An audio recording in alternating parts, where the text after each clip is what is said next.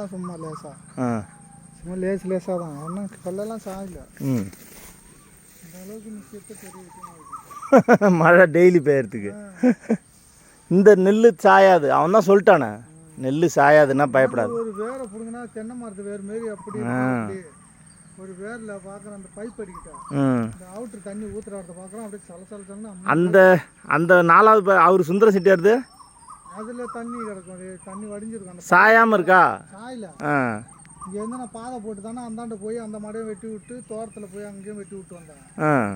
ஆனால் அதில் தோட்டத்து தண்ணி வடிஞ்சிருந்தா இது வடியும். ஆனால் 2 நாள் சேர்ந்து தான் போய் பார்க்கணும் போக முடியல.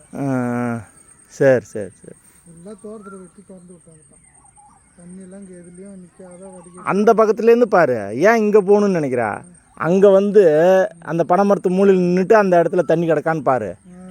இறங்கி அதில் ஒரு ஓரமாக கூட ஒதுக்கி விட்டுட்டு கூட பயிர் 2 பக்கம் ஒதுக்கி விட்டு கூட சின்ன துண்டிலே நான் அப்படியே பட்டத்தை ஒதுக்கிட்டு தான் அந்தாண்ட போனேன். வழி இல்லை உரப்பம் இல்லையா அப்படியே ஒதுக்கிட்டு தான் போய் வச்சு விட்டேன். இதான் வந்து பார்க்க